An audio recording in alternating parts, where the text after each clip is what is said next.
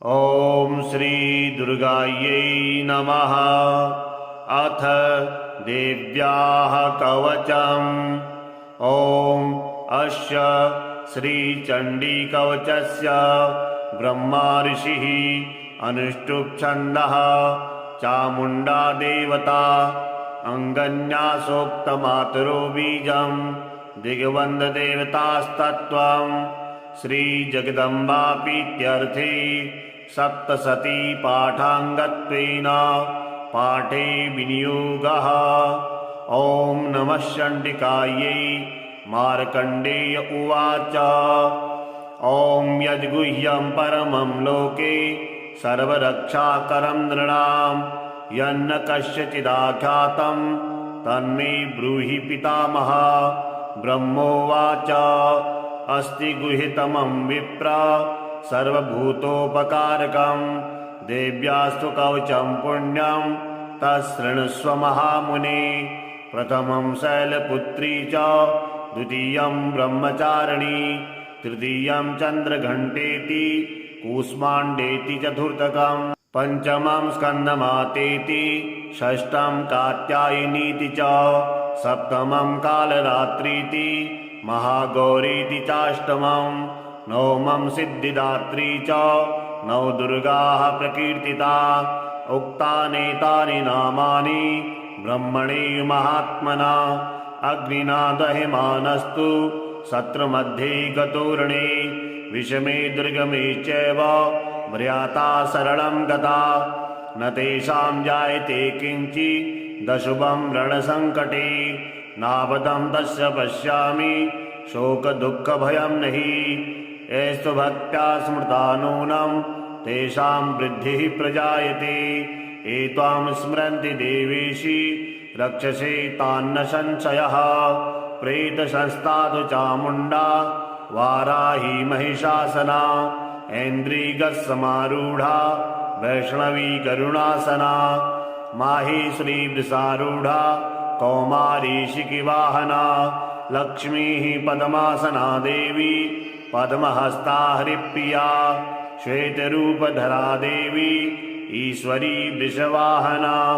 ब्राह्मी हंसमारूढा सर्वाभरणभूषिता इत्येता मातरः सर्वा सर्वयोगसमन्विता नानाभरणशोभाढ्या नानारत्नोपशोभिता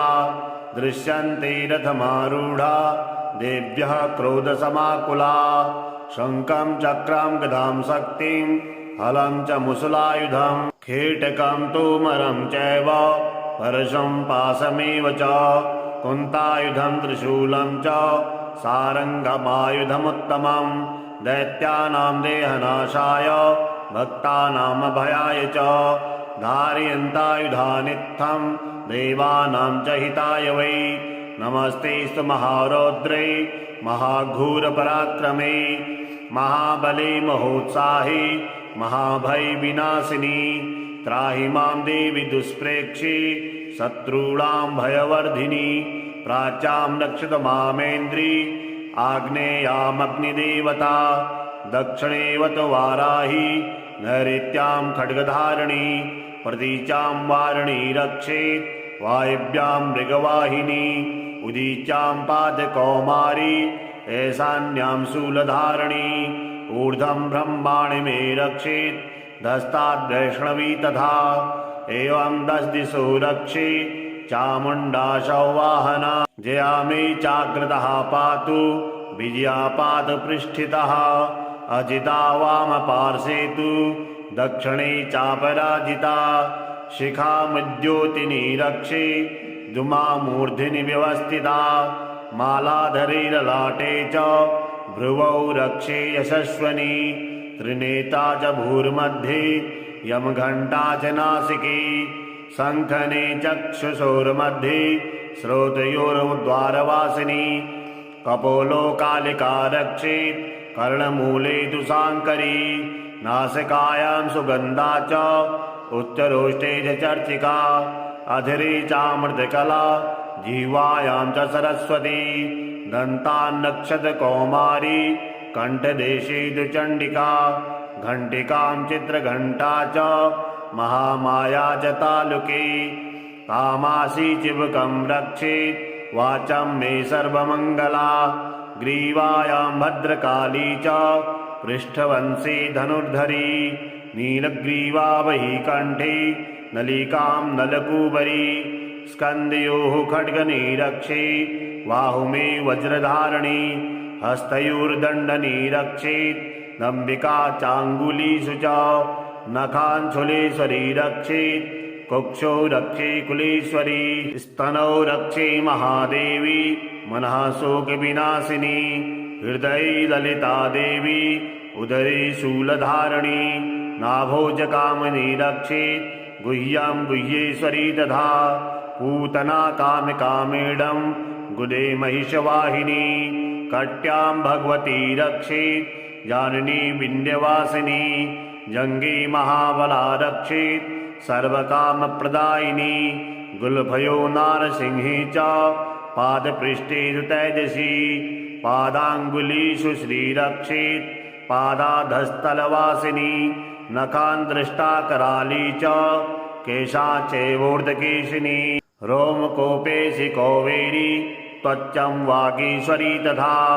रक्तमज्जावशामासान्य स्तिमेदांसि पार्वती अनन्त्राणि कालरात्रिश्च पित्तं च मुकुटेश्वरी पद्मावती पद्मकोशे कफे चूडामणिस्तथा ज्वालामुखी नगज्ज्वाला वेद्या सर्वसन्धिषु शुक्रं ब्रह्माणि मे रक्षेत् छायां सत्रेश्वरी तथा अहङ्कारं मनोबुद्धिं रक्षन्मे धर्मधारिणी प्राणापानौ तथा व्याना उदानं च समानकं वज्रहस्ता च मे रक्षेत् प्राणं कल्याणशोभना रसे रूपे च गन्धे च शब्दे स्पर्शे च योगिनी सत्त्वं रजमस्यैव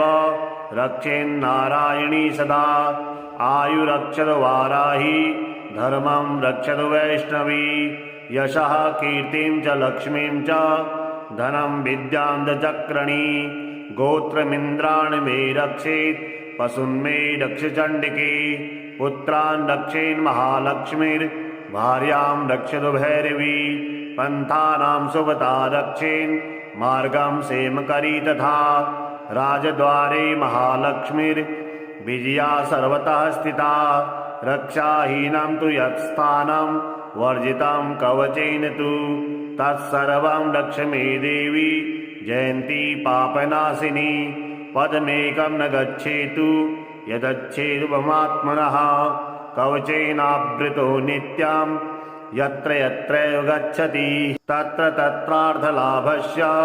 विजयः सर्वकामिकः यं यं चिन्तयते कामं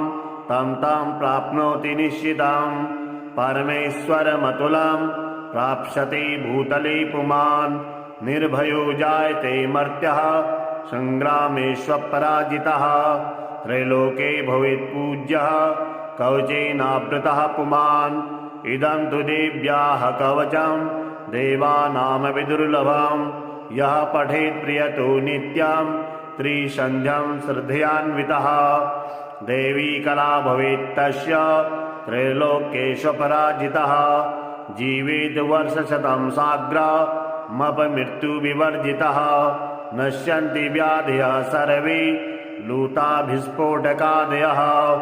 स्थावरं जङ्गमं चैव कृत्रिमं चावियद्विषम् अविचाराणि सर्वाणि मन्त्रयन्त्राणि भूतले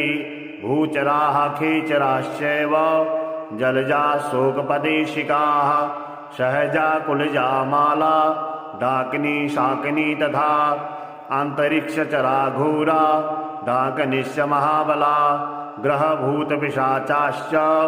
यक्षगन्धर्वराक्षसा ब्रह्मराक्षसवेताला कूष्माण्डा भैरवादयः नश्यन्ति दर्शनातस्य कवचे हृदयसञ्चिते मानो नतिर्भुवैराग्यस्तेजो वृद्धिकरं परं यशसा वर्धते सोऽपि कीर्तिमण्डितभूतले जपेत सप्तशतीं चण्डीं कृत्वा तु कवचं पुरा यावत् भूमण्डलं धत्ते सशैलवनकाननं तावतिष्ठति मेदिन्यां सन्ततिः पुत्रपौत्रकी। देहान्ते परमं स्थानं यस्सुरैरपि दुर्लभं प्राप्नोति पुरुषो नित्यां महामाया प्रसादतः। लभते परमं रूपं शिवेन सह मोदते। ॐ यद्गुह्यं परमं लोके सर्वरक्षाकरं नृणां यन्न कस्यचिदाख्यातं तन्मे ब्रूहि पितामह। ब्रह्मोवाच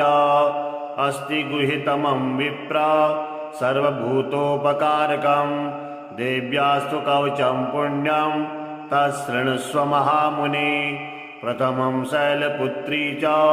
द्वितीयं ब्रह्मचारिणी तृतीयं चन्द्रघण्टेति कूष्माण्डेति चतुर्थकं पंचमं स्कन्दमातेति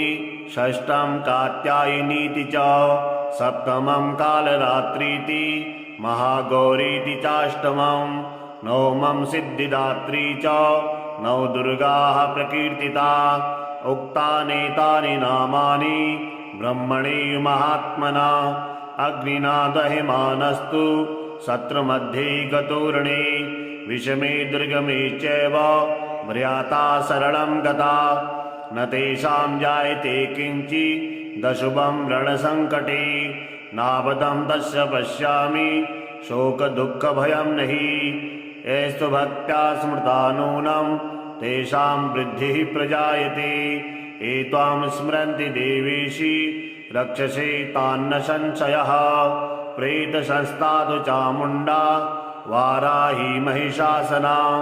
ऐन्द्रियगस्समारूढा वैष्णवी गरुणासना माहेश्वरी वृषारूढा कौमारी शिखिवाहना लक्ष्मीः पद्मासना देवी पद्महस्ता हरिप्रिया श्वेतरूपधरा देवी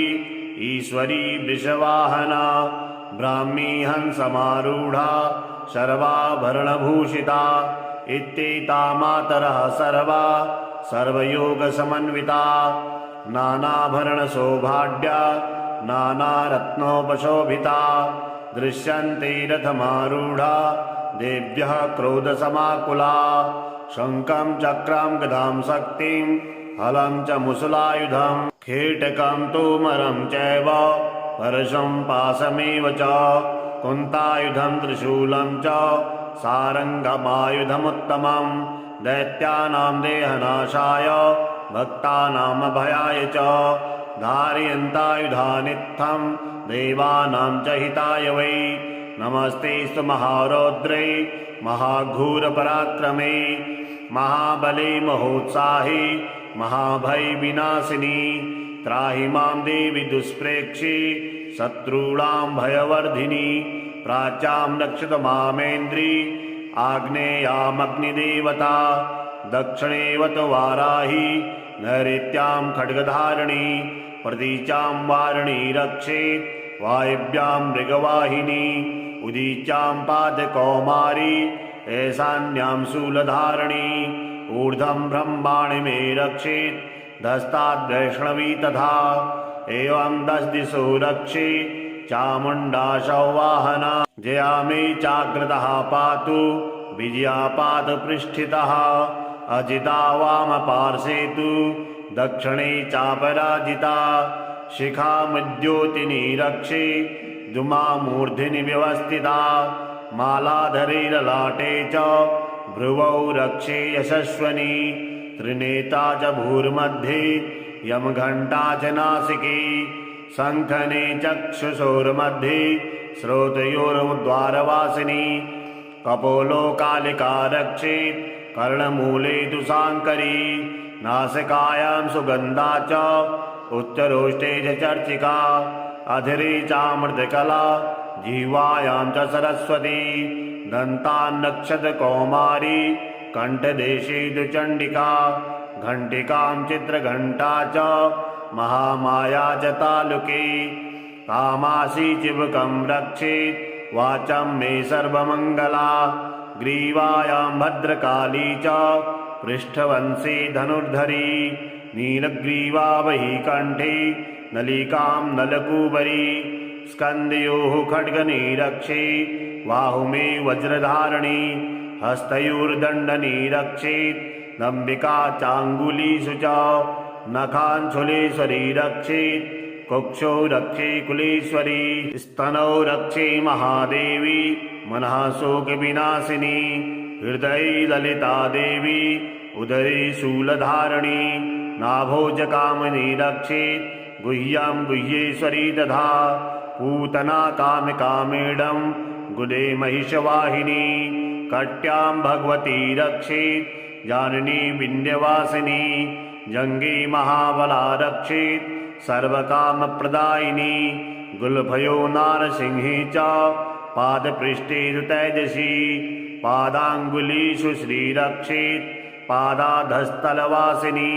नखान् दृष्टा कराली च केशा चैवोर्ध्वकेशिनी रोमकोपेशि कौवेरी त्वच्चं वागीश्वरी तथा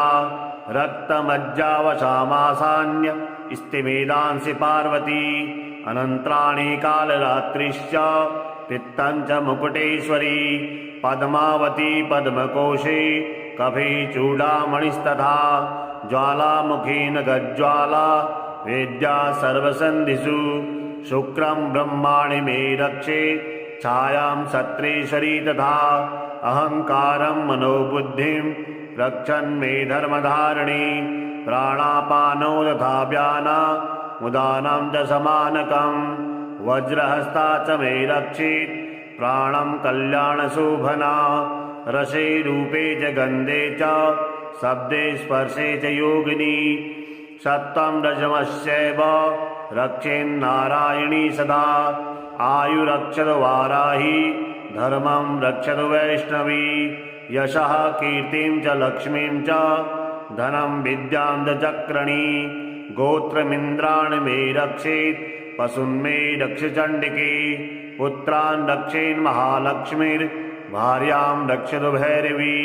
पन्थानां सुभता रक्षेन् मार्गं सेमकरी तथा राजद्वारे महालक्ष्मीर्विजया सर्वतः स्थिता रक्षाहीनं तु यत्स्थानं वर्जितं कवचेन तु तत्सर्वं रक्ष मे देवी जयन्ती पापनाशिनी पदमेकं न गच्छेतु यदच्छेदुपमात्मनः कवचेनावृतो नित्यं यत्र यत्रैव गच्छति तत्र तत्रार्थलाभस्य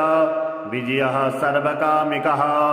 यं यं चिन्तयते कामं तं तं प्राप्नोति निश्चितं परमेश्वरमतुलं प्राप्स्यते भूतले पुमान् निर्भयो जायते मर्त्यः सङ्ग्रामेष्वपराजितः त्रैलोके भवेत्पूज्यः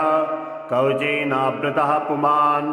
इदं तु देव्याः कवचं देवानामपि दुर्लभं यः पठेत् प्रियतो नित्यं त्रिसन्ध्यं श्रद्धयान्वितः देवी कला भवेत्तस्य त्रैलोक्येष्वपराजितः जीवेत् वर्षशतं साग्रमपमृत्युविवर्जितः नश्यन्ति व्याधयः सर्वे लूताभिस्फोटकादयः स्थावरं जङ्गमं चैव कृत्रिमं चावियद्विषम् अविचाराणि सर्वाणि मन्त्रयन्त्राणि भूतले भूचराः खेचराश्चैव जलजा शोकपदेशिकाः सहजा कुलजा माला डाकिनी शाकिनी तथा अन्तरिक्षचरा घोरा डाकनिश्च महाबला ग्रहभूतपिशाचाश्च यक्षगन्धर्वराक्षसा ब्रह्मराक्षसवेताला कूष्माण्डा भैरवादयः नश्यन्ति दर्शनातस्य कवचे हृदयसञ्चिते मानोन्नतिर्भुवैराग्यस्तेजो वृद्धिकरं परं यशसा वर्धते सोऽपि कीर्तिमण्डितभूतले जपेत सप्तशतीं चण्डीं कृत्वा तु कवचं पुरा यावत् भूमण्डलं धत्ते सशैलवनकाननं तावतिष्ठति मेदिन्यां सन्ततिः पुत्रपौत्रकी देहान्ते परमं स्थानं यस्सुरैरपि दुर्लभं प्राप्नोति पुरुषो नित्यं महामाया प्रसादतः लभते परमं रूपं शिवेन सह मोदते। ॐ यद्गुह्यं परमं लोके सर्वरक्षाकरं नृणां यन्न कस्यचिदाख्यातं तन्मे ब्रूहि पितामह। ब्रह्मोवाच अस्ति गुह्यतमं विप्र सर्वभूतोपकारकं देव्यास्तु कवचं पुण्यं तच्छृणुष्व महामुने। प्रथमं शैलपुत्री च द्वितीयं ब्रह्मचारिणी तृतीयं चन्द्रघण्टेति कूष्माण्डेति चतुर्थकं पंचमं स्कन्दमातेति षष्ठं कात्यायनीति च सप्तमं कालरात्रीति महागौरीति चाष्टमं नवमं सिद्धिदात्री च नौ दुर्गाः प्रकीर्तिता। उक्तानेतानि नामानि ब्रह्मणे महात्मना अग्निना दह्यमानस्तु शत्रुमध्ये गतोरणे विषमे दुर्गमे चैव म्रियाता शरणं गता न तेषां जायते किञ्चिदशुभं रणसङ्कटे नावदं तस्य पश्यामि शोकदुःखभयं नहि। एस्तु भक्त्या स्मृता नूनं तेषां वृद्धिः प्रजायते। एत्वां स्मरन्ति देवेशि रक्षसे तान्न संशयः। प्रेतसंस्था चामुण्डा वाराही महिषासना ऐन्द्रियगस्समारूढा वैष्णवी गरुणासना माहेश्वरी वृषारूढा कौमारी शिखिवाहना लक्ष्मीः पद्मासना देवी पद्महस्ता हरिप्रिया श्वेतरूपधरा देवी ईश्वरी वृषवाहना ब्राह्मी हंसमारूढा सर्वाभरणभूषिता इत्येता मातरः सर्वा सर्वयोगसमन्विता नानाभरणशोभाढ्या नानारत्नोपशोभिता दृश्यन्ते रथमारूढा देव्यः क्रोधसमाकुला शङ्खं चक्रं गदां शक्तिं हलं च मुसलायुधं खेटकं तोमरं चैव परशुं पाशमेव च कुन्तायुधं त्रिशूलं च सारङ्गमायुधमुत्तमं दैत्यानां देहनाशाय भक्तानामभयाय च धारयन्तायुधानित्थं देवानां च हिताय वै। नमस्तेस्तु महारौद्रे महाघोरपराक्रमे महाबले महोत्साहे महाभयविनाशिनी त्राहि मां देवि दुष्प्रेक्षे शत्रूणां भयवर्धिनी प्राच्यां रक्षत मामेन्द्री आग्नेयामग्निदेवता दक्षिणेवत वाराही नैऋत्यां खड्गधारिणी प्रतीचां वारिणी रक्षेत् वायव्यां मृगवाहिनी उदीच्यां पादकौमारी ऐशान्यां शूलधारिणी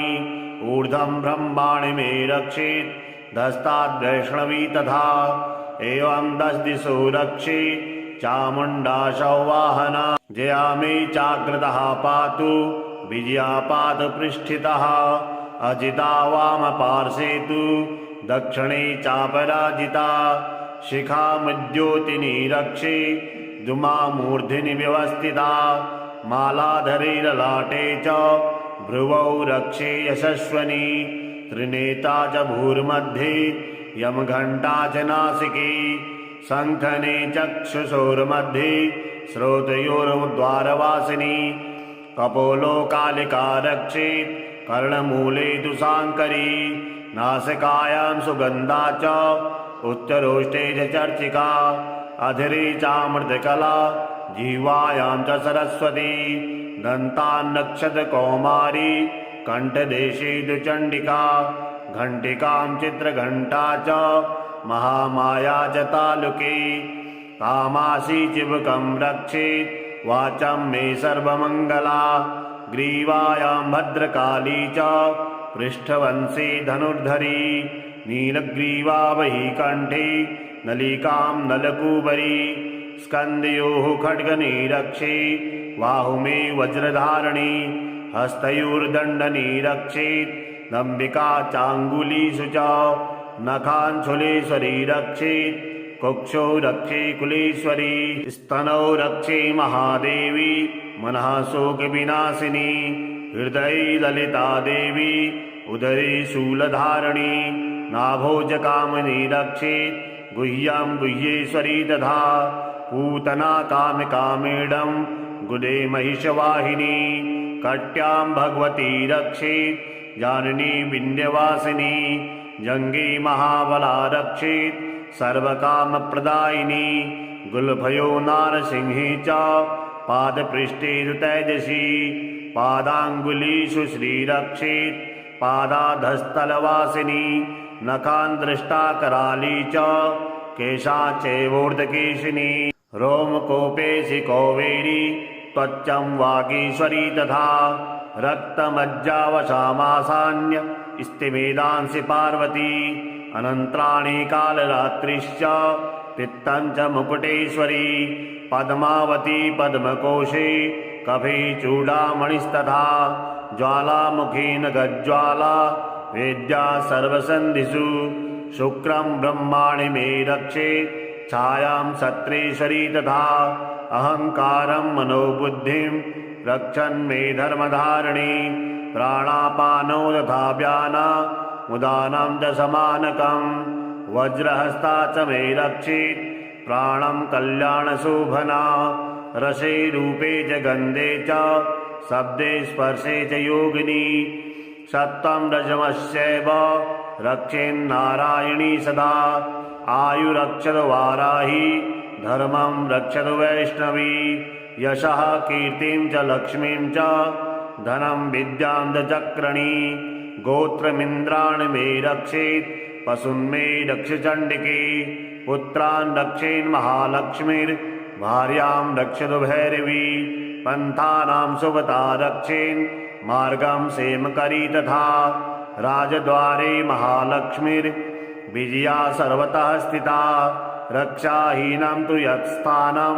वर्जितं कवचेन तु तत्सर्वं रक्ष मे देवी जयन्ती पापनाशिनी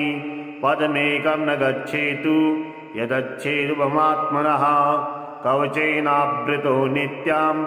यत्र यत्रैव गच्छति तत्र तत्रार्थलाभस्य विजयः सर्वकामिकः यं यं चिन्तयते कामं तं तं प्राप्नोति निश्चितं परमेश्वरमतुलं प्राप्स्यते भूतले पुमान् निर्भयो जायते मर्त्यः सङ्ग्रामेष्वपराजितः त्रैलोके भवेत् पूज्यः कवचेनावृतः पुमान् इदं तु देव्याः कवचं देवानामपि दुर्लभं यः पठेत् प्रियतो नित्यं त्रिसन्ध्यं श्रद्धयान्वितः देवी कला भवेत् तस्य त्रैलोक्येष्वपराजितः जीवेत् वर्षशतं साग्रमपमृत्युविवर्जितः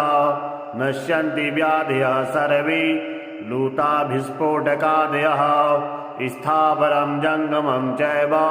कृत्रिमं चावियद्विषाम् अविचाराणि सर्वाणि मन्त्रयन्त्राणि भूतले भूचराः खेचराश्चैव जलजा शोकपदेशिकाः सहजा कुलजा माला डाकिनी शाकिनी तथा अन्तरिक्षचरा घोरा डाकनिश्च महाबला ग्रहभूतपिशाचाश्च यक्षगन्धर्वराक्षसा ब्रह्मराक्षसवेताला कूष्माण्डा भैरवादयः नश्यन्ति दर्शनातस्य कवचैर्दृशञ्चिते मानोन्नतिर्भुवैराग्यस्तेजो वृद्धिकरं परं यशसा वर्धते सोऽपि कीर्तिमण्डितभूतले जपेत सप्तशतीं चण्डीं कृत्वा तु कवचं पुरा यावत् भूमण्डलं धत्ते सशैलवनकाननं तावतिष्ठति मेदिन्यां सन्ततिः पुत्रपौत्रकी देहान्ते परमं स्थानं यस्सुरैरपि दुर्लभं प्राप्नोति पुरुषो नित्यं महामाया प्रसादतः लभते परमं रूपं शिवेन सह मोदते।